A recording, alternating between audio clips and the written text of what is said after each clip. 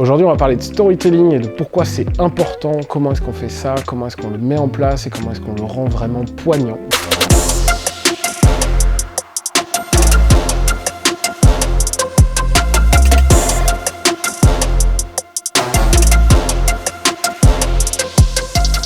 Le storytelling, pour moi, c'est emmener une personne d'un point A à un point B en la faisant passer de « je te connais pas, je sais pas pourquoi je te donnerai de l'attention » à « ça a l'air vachement intéressant et je te fais confiance ».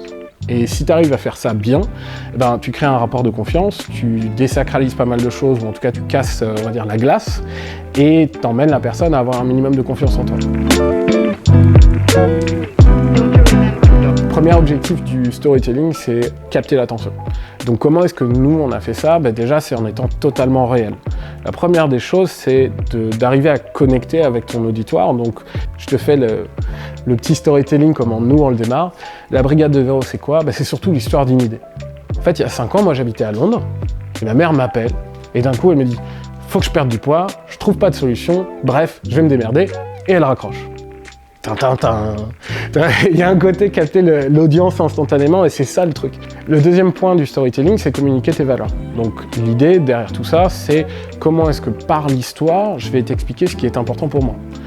Par exemple, nous, évidemment, on fait de la nourriture et en plus, on cherche à faire perdre du poids aux gens. Le seul moyen de faire ça, c'est une phrase toute simple qui est « faire les courses au moins aussi bien que vous ».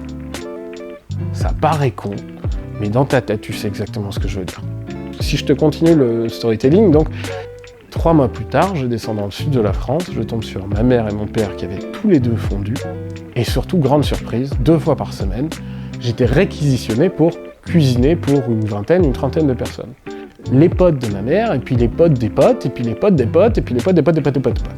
Et donc au final, il y avait un mouvement qui était en train de se créer, et avec Romain, on s'est dit, tiens, si on lui donnait une voix sur Internet et qu'on créait une petite page Facebook, un petit site Internet, des choses très simples pour voir ce que ça donne. Et très vite, on a dû rentrer dans une boîte, créer une boîte, faire un truc, etc. Tellement ça allait vite. Là, si je m'arrête là maintenant, tu comprends très bien que tu as 2 gamins qui sont arrivés, un peu geekos, et qu'en l'espace de 5 minutes, ça a pris, et qu'on était dépassé. La suite logique du storytelling, c'est évidemment d'arriver à se différencier fort et d'arriver à marquer les esprits.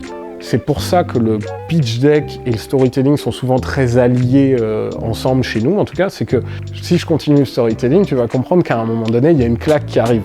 Et c'est ça le but, c'est de choquer l'esprit. Donc la suite logique, c'est ça prend tellement bien qu'avec Romain, on décide d'ouvrir la livraison à domicile.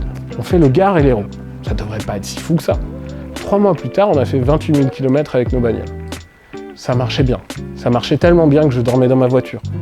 Donc à un moment donné, il a fallu faire quelque chose. Et je vous montre les chiffres, et là, normalement, tu passes à la slide d'après, et tu as une espèce d'explosion du chiffre d'affaires qui est tellement énorme qu'en fait, tu vois 2 gamins qui sont à la tête d'une Ferrari sans frein, en train de faire des drifts dans tous les sens. C'est exactement ça que tu cherches à faire passer comme message. Si c'est ça que tu cherches à faire passer comme message, évidemment. Donc il faut que la fin de ton storytelling, ça claque. Le storytelling chez nous, en fait, il se traduit en 3 grands points, si tu veux. Le premier, c'est la culture en interne, c'est ce qu'on se dit, nous, en interne. Donc, on a plein de phrases entre nous. Il y a la culture du produit et tout ce qu'il y a derrière. Et puis après, il y a vraiment incarner cette vision que nous, on a. Ça, c'est les 3 grands points qui, en fait, sont décrits à la fois dans le storytelling, mais doivent être aussi quelque chose que tu incarnes pur, toi-même. C'est pour ça que ça peut pas être faux. Ça doit être réel parce que, justement, c'est ce qui t'anime. Et je pense que les gars qui représentent vraiment bien le storytelling et de manière générale leur boîte et la volonté de leur boîte, ils l'incarnent à fond.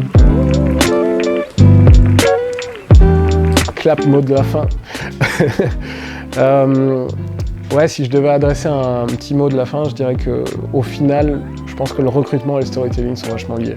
Tu as une histoire aujourd'hui qui t'est propre, qui est ton petit storytelling à toi, de pourquoi tu as démarré une boîte. Si tu veux que ton storytelling ait du sens plus tard, il faut absolument que ton équipe y participe et soit connectée à ça. Pour ça, il faut qu'ils te challengent et qu'eux-mêmes créent leur propre histoire.